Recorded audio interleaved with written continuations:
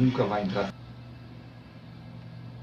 É isso aí, quero dar novamente aí as boas-vindas para você que talvez ligou o rádio agora, né? Nós estamos aqui no programa Viva a Vida, aqui na rádio 87.9, a Rádio Moda, a rádio que toca o seu coração, né? Uma rádio abençoada, uma rádio gospel, uma rádio que nós falamos do amor de Deus, né? 24 horas por dia você pode estar sintonizado com a palavra, com louvores, isso é muito bom, né? Enquanto a gente vê uma programação aí na TV, em outras rádios também, falando de tanta coisa que não presta, músicas que verdadeiramente envergonham o Evangelho, envergonham o Senhor, você pode ter essa oportunidade aí de você simplesmente sintonizar na tua rádio ou acessando aí www.souvivo.com, você poder ter contato com a palavra de Deus, com músicas que realmente vai edificar a sua vida e levar você pertinho do Pai. E nós temos esse momento, todos os dias nós temos um momento da palavra, e hoje eu queria falar algo muito importante ao seu coração e queria que você pudesse, em nome de Jesus, desde já, preparasse seu coração para a palavra, né? Que a palavra possa ser uma semente que venha cair no coração, que é um terreno fértil, para que ela venha frutificar. Nesses últimos dias eu tenho tido uma preocupação muito grande.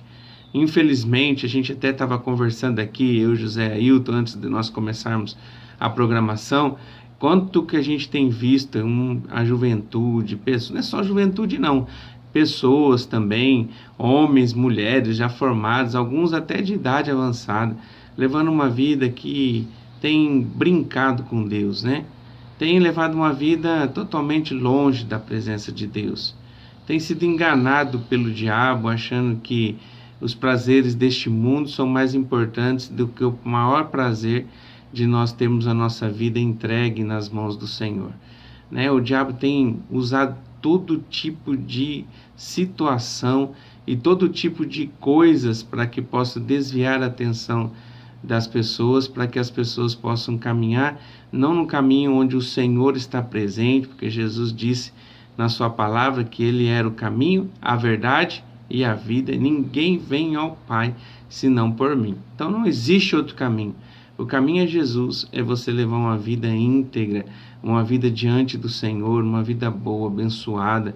Você buscar o Senhor todos os dias, se alimentando da palavra de Deus todos os dias, comendo espiritualmente todos os dias, para que o teu espírito possa estar forte, para que a tua carne possa ser diminuída, porque, como diz a Bíblia, existe uma guerra interior dentro de você, né? A carne milita contra o espírito todo o tempo, tentando tirar você da presença do Pai.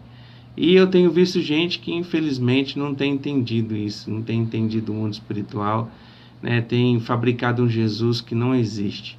Tem fabricado um Jesus que ele é só bom quando ele realiza todos os nossos desejos, que ele é um Jesus, que ele é um gênio da lâmpada, que ele ele é bom quando a gente esfrega a lâmpada, ele aparece e está disponível para a gente para poder fazer os 3 desejos, né? Tem gente fabricando um Jesus que realmente, irmão, ele não existe. Jesus, ele não é um empregado nosso, que ele tem que fazer todas as coisas que nós precisamos, ou que nós queremos. Pelo contrário, quem tem que buscar a ele somos cada um de nós. Em Mateus 6,33, não é esse texto que a gente vai falar hoje, daqui a pouco a gente já entra no texto, mas em Mateus 6,33 diz assim: buscai primeiro o reino de Deus e a sua justiça, e as demais coisas vos serão acrescentadas. A busca tem que ser nossa. O Senhor está de braços abertos esperando por um coração arrependido. Ele está esperando de você tomar uma decisão correta, certa na sua vida, para que você possa, em nome de Jesus, começar a viver uma vida que edifica você e que louva ao Senhor. Onde está teu coração, ali está teu tesouro, irmão. Onde está o teu tesouro, ali está teu coração. Não tem jeito, né? Ou você diz quem você realmente é a partir do momento onde você está priorizando a sua vida. Aonde que você está priorizando? O que você está priorizando na sua vida? Você está priorizando neste mundo, nos valores deste mundo? Tudo isso que a gente está vivendo hoje, aqui pisando aqui nessa terra é mais importante para você do que a sua vida espiritual, então é aí que você consegue começar a identificar aonde que está a sua vida, aonde que está seu coração, a forma que você está vivendo. Ele reflete a decisão que você tomou de estar na presença de Deus ou de não estar na presença de Deus. Infelizmente, o diabo engana e tem enganado muita gente, muita gente. E a nossa função aqui, Deus tem incomodado a gente bastante para que nós possamos mostrar para todo mundo um evangelho que é verdadeiro, um evangelho que realmente foi pregado por Jesus, né? Foi pregado pelos apóstolos, está descrito na palavra de Deus, foi pregado pelo apóstolo Paulo, que falou com tanta excelência às igrejas, ministrando e tendo um cuidado tão especial pela vida das pessoas, enfim, e é a palavra de Deus que é verdade para nós. A gente não está querendo aqui pegar alguns versículos soltos aí ao vento e trazer algumas doutrinas que realmente não reflitam aquilo que Deus realmente é para nós, né?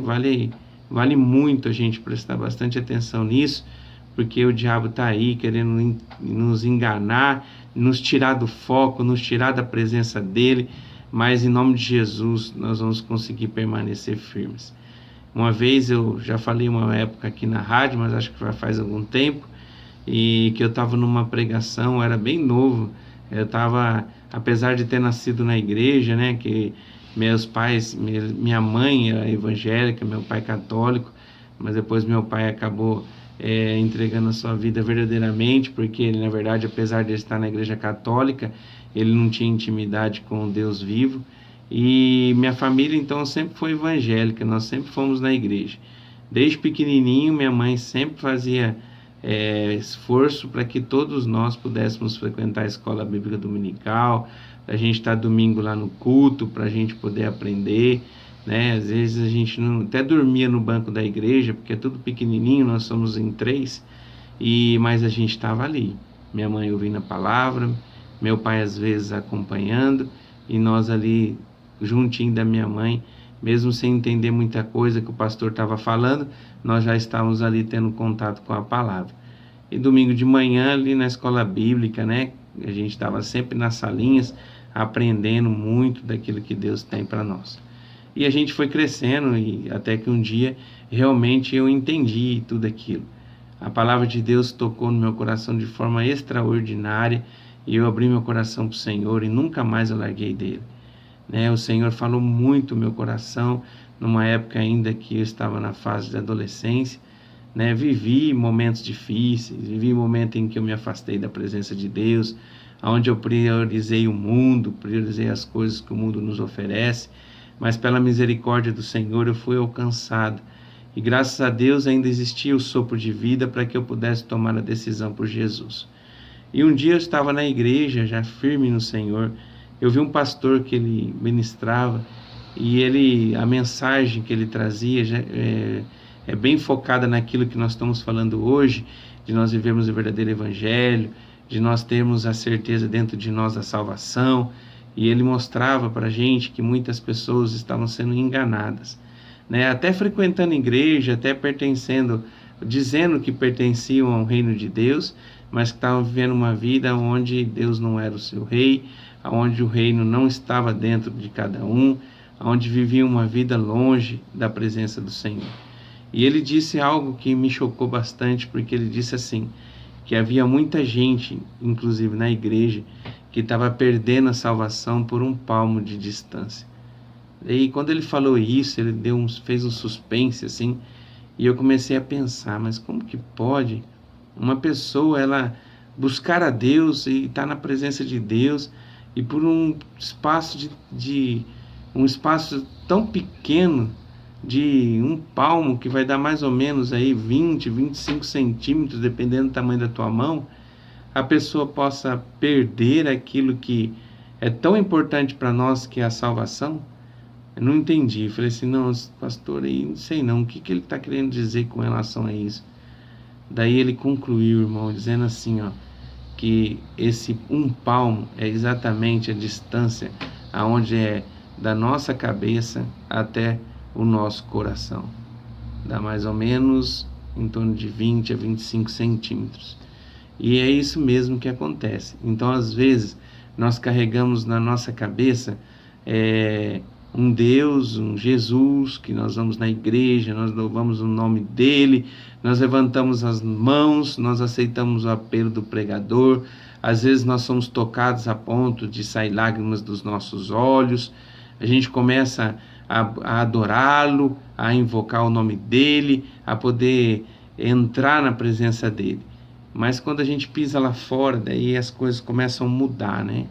É impressionante como o diabo ele tem capacidade, irmão, de você ficar 1 hora, 2 horas na presença de Deus ali na igreja, você colocar sua mente ali, seu coração ali, de repente quando você pisa para fora, você só andou, você deu alguns passos para fora, como que a tua vida muda, como que aquela pessoa que estava ali dentro já não é mais aquela pessoa que está ali fora, onde a prática de vida mostra e revela que aquelas palavras que foram ali, aquela lágrima que desceu no momento do louvor e da palavra, aquela decisão que tomou aceitando o apelo do pregador, tudo isso não é em vão, é algo sem significado algum.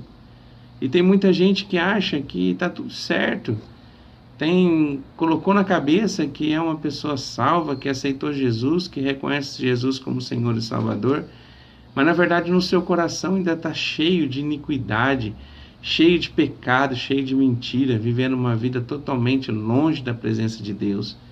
Irmão, eu tenho muito temor, porque eu vejo assim que esses dias atrás a gente levou uma palavra, uma pregação na igreja, e eu fui procurar no dicionário que significava temor, né? Porque muitas vezes no único significado que nós damos para essa palavra é medo, né? Então, por ter medo, então eu vou ficar perto de Deus. E na verdade o significado de temor é muito além do medo, né? É verdade, você tem que ter medo não de Deus, né? Você tem que ter medo do inferno, porque o que ele quer, do capeta mesmo, porque o que ele quer fazer é levar você para o inferno. Mas Deus não. Deus ele quer te dar uma vida em abundância, uma vida plena, uma vida de paz, uma vida de alegria. Uma vida que realmente você possa viver em paz, colocando sua cabeça no travesseiro e acordando no outro dia, sabendo que Deus está te dando novamente mais uma oportunidade para você continuar na presença dele.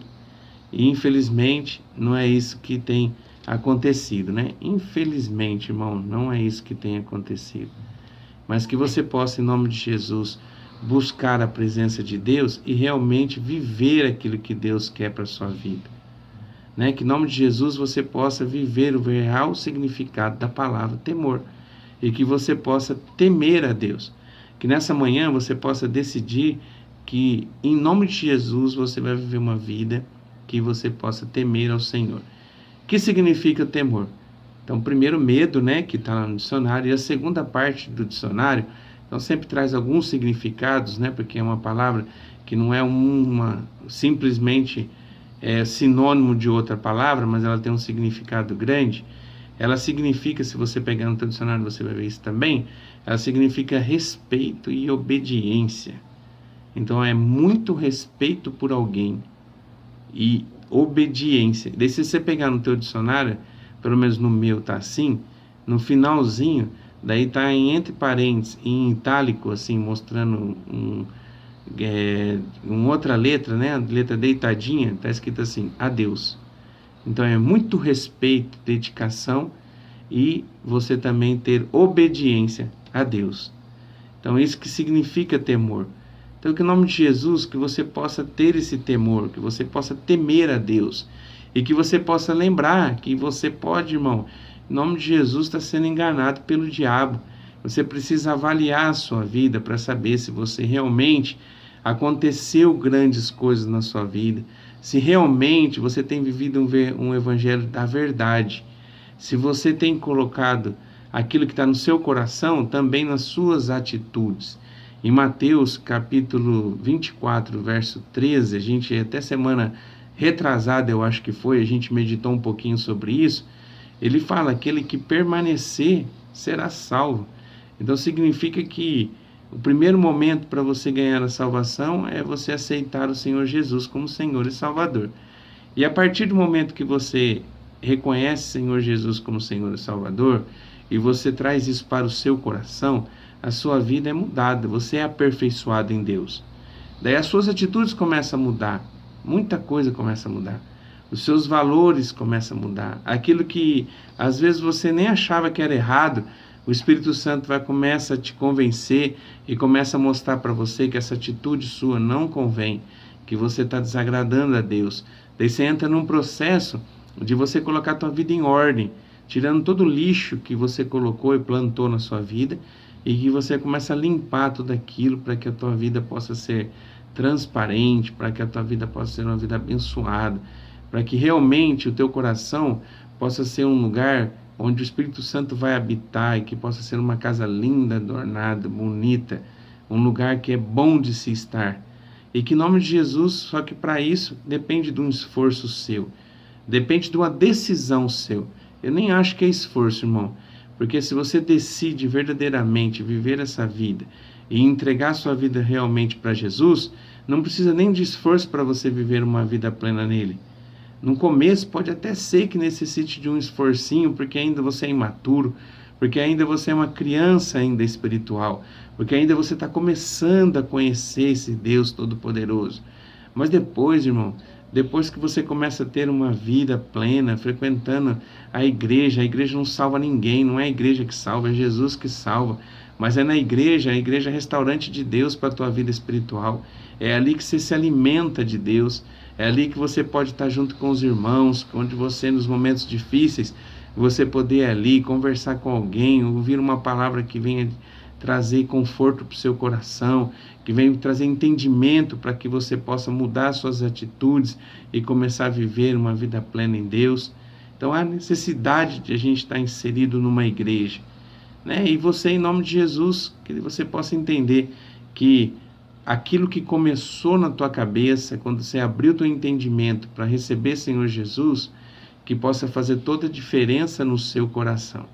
Tem um texto que está em 1 João, capítulo 2, verso 3. Nesses últimos dias, ele tem bastante me incomodado, esse texto. Esses dias, na semana, nós fomos para o Bem para o Passo, levei uma palavra, e eu mencionei esse texto, na vigília da chácara também, até mesmo ali na igreja, no culto de domingo, nós falamos um pouquinho sobre ele também. Tem me incomodado, irmão, porque aqui ele revela, o apóstolo João, tudo indica, não tem nenhuma saudação e não tem nenhuma referência que foi ele que escreveu, mas os teólogos, pela forma que ele escreve, pela forma que está dita que foi feita essa carta, mostra, revela que foi o apóstolo João que escreveu. E o apóstolo João, ele escreveu essa carta para as igrejas em que ele cuidava, era como se fosse uma carta secular. No início dela não existe nenhuma saudação dizendo a igreja tal, a igreja X, a igreja Y. Na verdade, ele faz uma saudação geral, é uma igreja uma carta que ele tinha feito como uma circular para que pudesse ser passada para todas as igrejas pelo momento em que as igrejas que ele estava cuidando estavam vivendo, Se você pegar o primeiro livro de João, ele vai falar só sobre vida cristã autêntica, ele vai falar sobre o verdadeiro evangelho. Isso significa, você vai entender se você ler, que muitas das pessoas daquela época, que foi escrita mais ou menos essa carta em 85 a 95 depois de Cristo, então alguns anos depois que Jesus pisou aqui nessa terra, e ele revela uma preocupação muito grande porque as pessoas estavam distorcendo o evangelho. As pessoas estavam vivendo um evangelho mentiroso, onde não diziam que era de Deus, mas as suas atitudes refletiam que nenhuma mudança havia acontecido. Então, talvez as igrejas da época estavam cheias, lotadas, mas vazias da presença de Deus, porque a vida em que eles estavam levando não refletia a imagem de Cristo. Daí ele vem e ele escreve, convido você assim, a realmente pegar esse livro e ler ele inteiro, mas de forma assim que você possa meditar nessa palavra, porque eu tenho certeza que ela vai mudar muito a tua forma de pensar e de entender o Evangelho. E em 1 João capítulo 2, verso 3, ele diz assim, e nisso sabemos que o conhecemos. Então, se você tem dúvida, se realmente você tem levado uma vida que reflita a imagem de Cristo, Então está aqui aquilo que você precisa para que você possa tirar essa dúvida. Daí ele começa dizendo assim: e nisso sabemos que o conhecemos. Aí você tem a certeza que você realmente tem Jesus dentro de você. Então, primeiro, se guardarmos os seus mandamentos. Então, a primeira coisa é a obediência. Então, quem ama e quem entregou sua vida para Jesus, automaticamente tem uma vida de obediência. Você deseja obedecer a Deus, você tem prazer em obedecer a Deus. Você vive uma vida onde não é mais o seu controle da tua vida que tem valor. O que tem valor a partir de agora é o controle de Deus. Você entregou o controle da sua vida para Deus. É Deus que administra a sua vida. E você tem prazer de saber que Deus está cuidando de você e direcionando a sua vida. Então você tem prazer na obediência. E obediência, irmão, é quando você vai realizar e vai fazer alguma coisa, muitas vezes contrária daquilo que você deseja.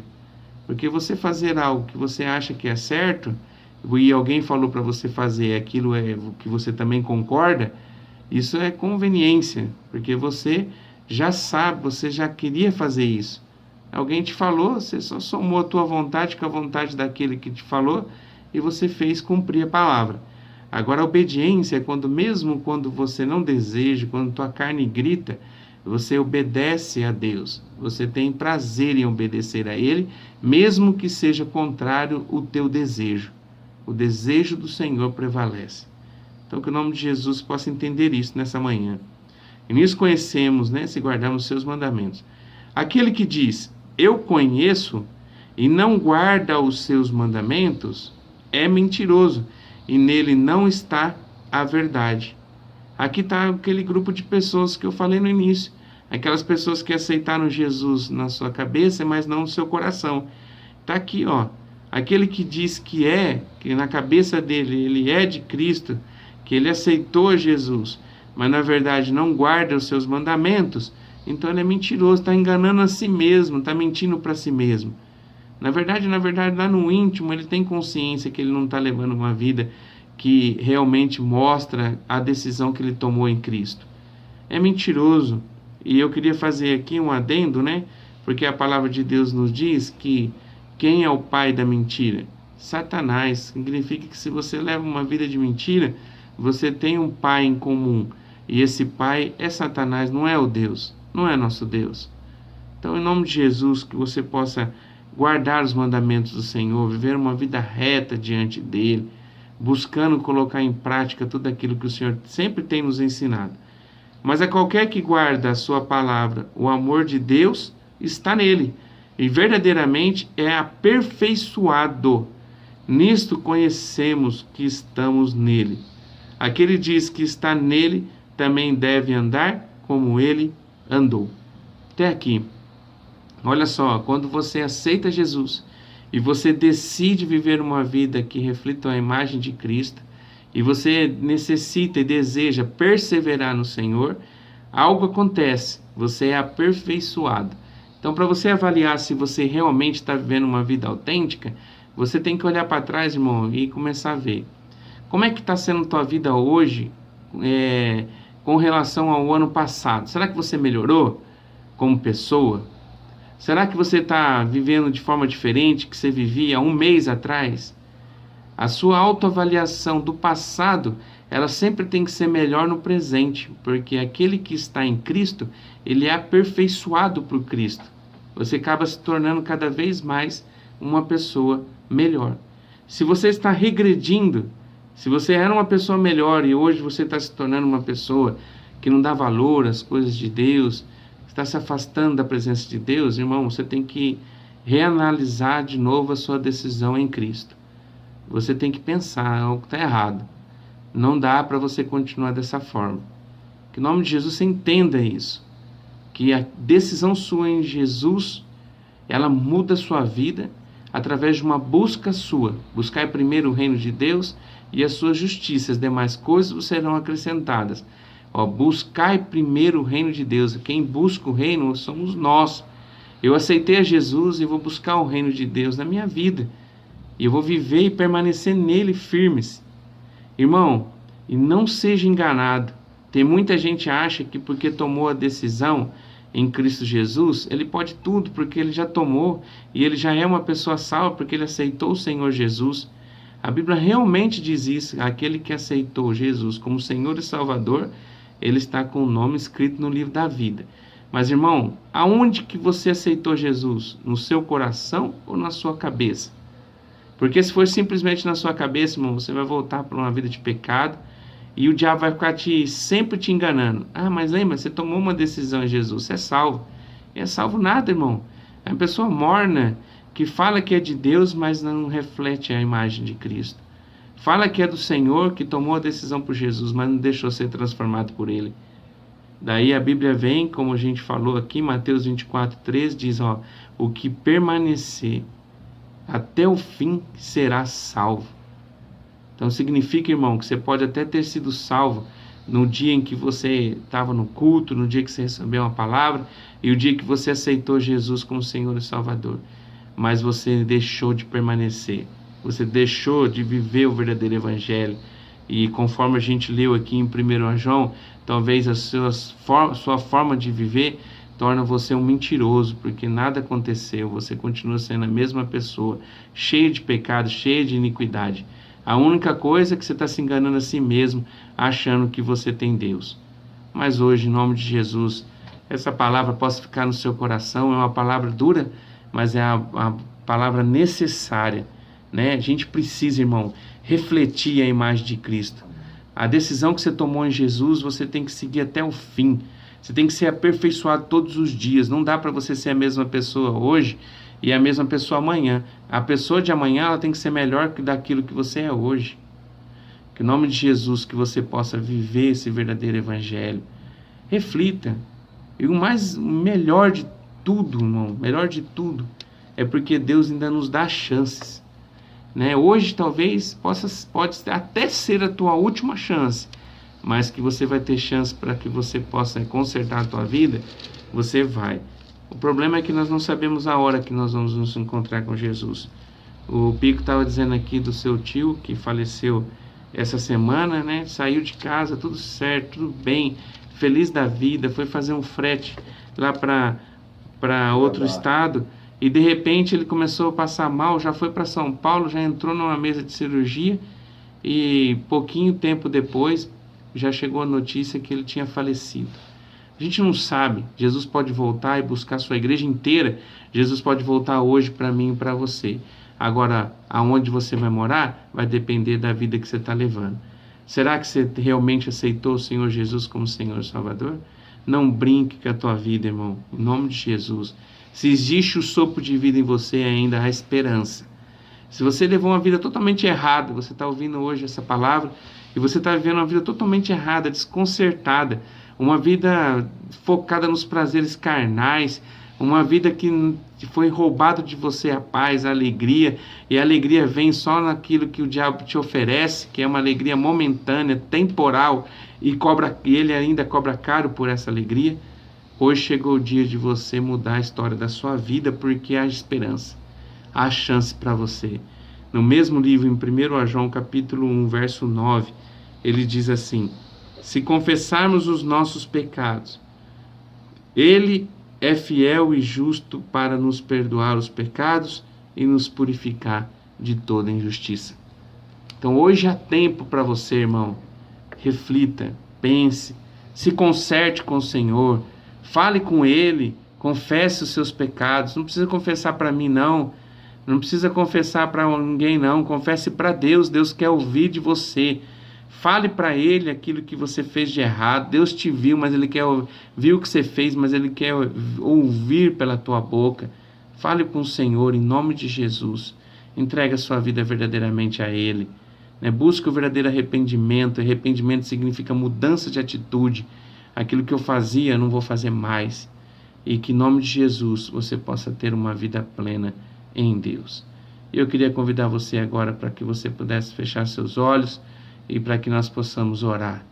Pai, nós te louvamos, ó Deus, por esse tempo tão gostoso e importante e necessário para a nossa vida, esse tempo em que nós estamos aqui para aprender do Senhor e, mais do que isso, colocar em prática os ensinamentos. Tem muita gente que aprende, que é sábio, que é inteligente, que tem uma alta capacidade de entender a tua palavra, mas infelizmente não tem colocado em prática as suas verdades, as verdades que está contida na sua palavra. Gente que, apesar de inteligência, não tem tido sabedoria, porque o sábio, ele pega a palavra e pratica essa palavra, porque ele deseja alcançar tudo aquilo que o Senhor tem para nos dar. E o que o Senhor tem a nos dar é alegria, é paz, é tremendo aquilo que o Senhor tem para nos oferecer, é a garantia da vida eterna com o Senhor. Pai, por isso agora eu te peço, em nome de Jesus, mude a nossa forma de entender o Evangelho, mude a nossa forma de compreender a Tua palavra e que nós possamos viver o verdadeiro Evangelho de Cristo, que é nós permanecermos firmes no Senhor, em obediência, vivendo a Tua palavra a cada dia. Obrigado por tudo que o Senhor tem feito por nós. Nós te louvamos e te engrandecemos pelo Deus maravilhoso que o Senhor é. Obrigado por tudo, em nome de Jesus. Amém. Glória a Deus.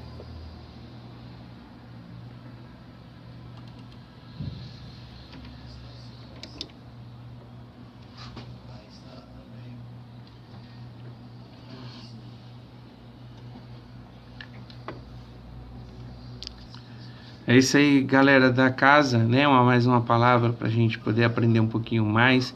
Eu tenho certeza que essa palavra já falou bastante com você em outros momentos, né?